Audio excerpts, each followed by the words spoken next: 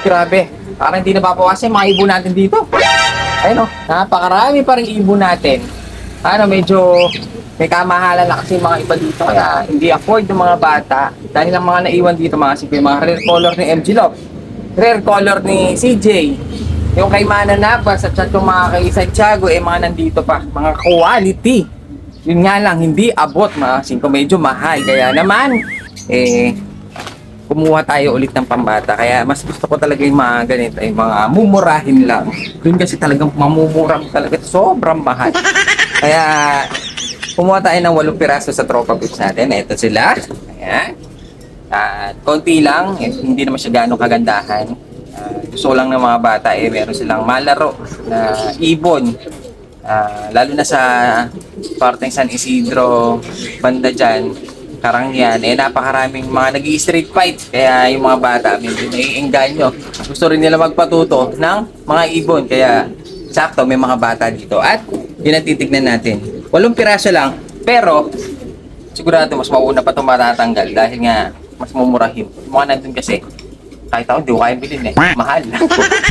Tingnan nga natin, para may mailabas lang tayo dito sa pwesto. Yung mga bata ata to. Umiyak po. Oh. Gusto ng mga ano to, young bird, kayang patutunin. Sipong mga asin to. Ito mga kapatid niya to, umiyak sila, umiyak pa pala.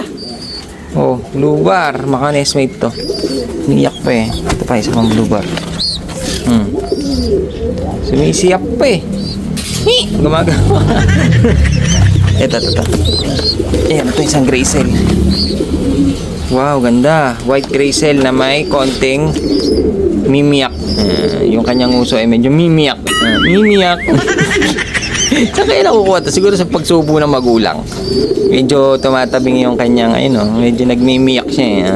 Mimiyak. May biyak saan na ba?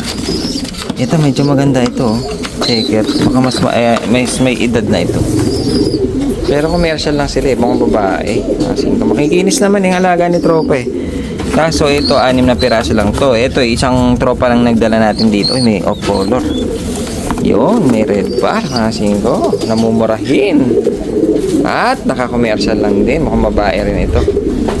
Kahit pa paano may maidi-display tayo na mga mumurahin lang doon. Mga kaya-kaya ng mga bata. O diba? Bali 246 ang dala ni Tropa Pips natin. Karamihan dito young bird. Tapos ito naman dala ng isang Tropa Pips din natin. Dalawa lang, kaya bali 8 piraso sila. Check natin. Isang Paris daw ito Tingnan lang natin. Paris daw siya Yun. Up, naka GRPL club ring. Mukhang babae ito. Kaso medyo pumayat na. Sabagay madali lang mapataba. Medyo talo lang sa pagkain, pero sana tumaba sa atin bago makuha, para walang problema yung mga kukuha naman. Mga 5 ito. Hen, Paris daw ito Lagay nga natin dito para makita natin yung itsura.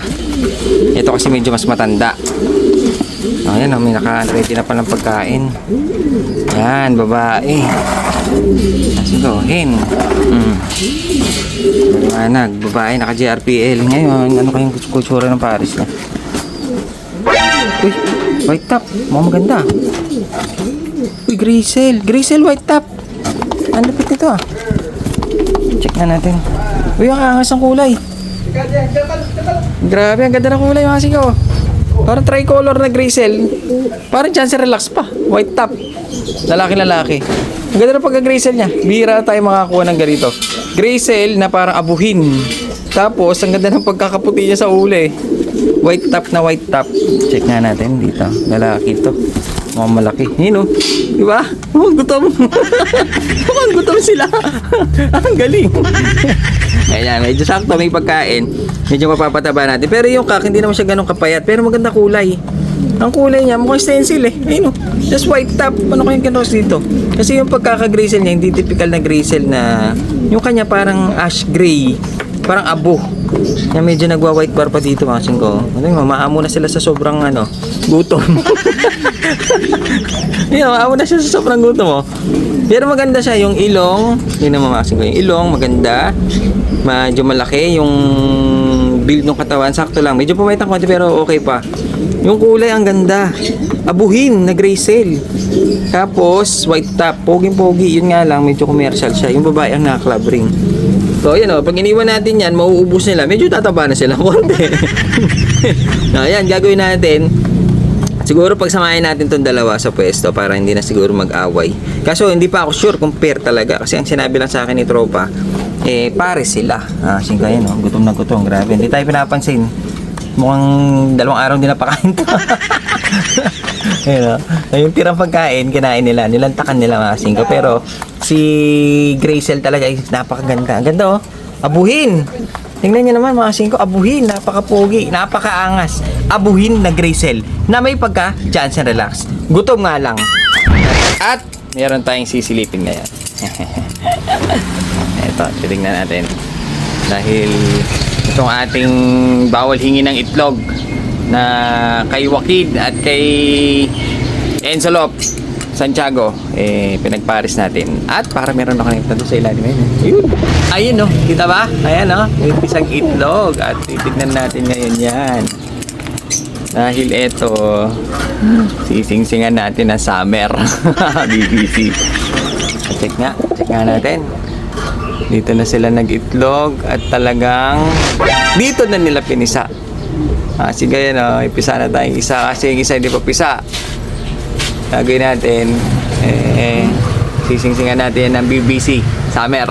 Maglalaro tayo ngayon ng unknown line. Bali, ano to, Wancho cross ng Ensolop. Bali, etong hen mga singko, etong Gracel at yun ang kak na kay Wancho. Ito yung kay Wancho na kak mga singko, naka PHA yan, kaya pinapisa natin. Tapos ito naman, naka MPC na unknown line dahil nga breeder ito ni Santiago Ensolop at breeder yan ni Wancho, kaya pinag-cross natin at hinayaan talaga natin silang mangitlog dyan at magpisa mga singko. At good naman napisa nila mga singko. Ito nga mga singko, talagang simulat natin bawal hingin ang itlog. Titignan ko nga kung mapipisa nila dahil nga sobrang sipag nila. Kung makikita nyo mga singko, ito yung takalan natin. Open lang yung kulungan nila mga singko. Open. Dito nga mas maraming pumapasok at mas marami nabubulag. Ginaganyan mga customer natin ito. Tinitingnan ko may itlog. Hindi sila nagpapabulabog. Tsaka talagang masipag sila. Talagang pinisapan niya mga singko. Ayun o. At gagawin natin papalaki natin at sasaksakan natin ang BBC Summer. Kasi nga wala akong sinalang na pang BBC natin na Summer dahil yung mga naisalang natin naipangako ko na naipamimigay natin at naipamigay naman na natin. Kaya ngayon itong kay Enzo at itong kay Wancho ang gagawin natin flyer ng BBC Summer. At ang bloodline niyan si Wanzo. Sana ano siya tawag dito, maging healthy. Mukhang masipag naman sila at sana magsipag din magsubo. At nasasaktan na ako, masakit pala manuka itong matapang itong babae bali ito yung nanay niya. Kung maging ganito yung kulay, goods din. Pero mas gusto ko sana kung maging ganito yung kulay niya para meron tayong black and white. Pero kung ganito ang kulay niya, ianak niya goods na rin, pwede na. Basta sasaksakan natin siya ng BBC Summer at ilalaro natin yan mga singko. Kaya nga nilagyan natin ng bawal hingin ang itlog. Ngayon, bawal hingin ang inakay. Ay, nakapagpasibong din tayo dito. Alam mo mga singko, first time ko magpasibong dito sa pwesto. Kasi kung makapansin nyo, lahat ng mga nandito nawawala din. Nalalagay sila dyan, tapos makukuha. Mawawala din. Pero ngayon, talagang tumagal ito dahil nga sa sobrang taas ng benta. Walang gustong kumuha. Sakto, ng itlog siya. Nilagyan natin ng buhangin. Mga singko, may buhangin yan. Nilagyan natin ng buhangin. At pinisa naman nila. Sobrang sipag. Kaya, tingin ko, maganda magiging anak nito mga to. Silipin natin na isa pa. Talaga naman pumisa na ng isa. Sana magpisari isa at sana fertile din. Kasi hindi natin sinayakap yan Suspension mga singko nung itlog siya, hinayaan ko lang kaya hindi ko dinate. Ngayon, ang araw pala niya na mapipisa siya. At ilalak na natin yan para hindi gambalain ng mga customer. Ayan, bukas ulit. Ayan, bawal, papalitan na natin to. Bawal hingin ang inakay. Sising-singan ng summer. So ayun, bago matapos yung ating video, nakita nyo naman yung ating, anong tawag dito? One Zoo! Pumisa na doon sa labas mga kasing ko. Doon sa may pwesto natin, sisisingan natin yun ng BBC. Uy! Tumutubo na yung aking farm, mga kasing ko. May farm tayo, no? O, di ba? Tumutubo sila. Hindi kasi natin nalilinis hanggang doon sa loob yan, no? Nagkakaroon na ng Carabao grass. Ayan. Tumutubo na yung mga nahuhulog na feeds. Sayang naman. So ayan, shoutout ko lang yung mga tropa pips natin bago matapos ang video na to. Na lagi sumusubaybay sa atin at kahit pa paano, hindi ako nagre-reply. Binabasa ko naman lahat ng mga comment nyo. Kung sinusulat ko pa nga isa-isa, kaya yung mga ibang pangalan nyo, na-memorize ko na. Kaya shoutout na natin si Boss Alan Estonilo. At gusto ko lang magpasalamat dahil lagi siya nagsesend sa atin ng parang gift, maasin ko. Dollars pa! Ha? Ano to? Ported! So ayun, shoutout sa'yo kay Boss Alan Estonilio at sa Estonilio family. Shoutout ko sa inyo. Kay Marzano TV 2.0, shoutout sa'yo. Kay Rico 502 pares tayo. Shoutout sa'yo. Kay AJT Mini Aviary, shoutout sa'yo. At meron pa dito sa likod, Marvin Serrano ng San Pablo, Laguna, shoutout. At last na natin mga sigo, eto, dito ako mabibilib. Marunong ako magbasa nito. Shoutout kay Shu. Ha? Ano ba yung pangalan mo? Hindi ko mabasa. Shoutout sa sister and wife Richelda Abad. Shoutout po sa inyo ng Obando, Bulacan. At maraming salamat. Ayun, ating ko. Nakasara na tayo. Nakaready na tayo dahil maya-maya medyo malulam Parang uulan na kaya let's go.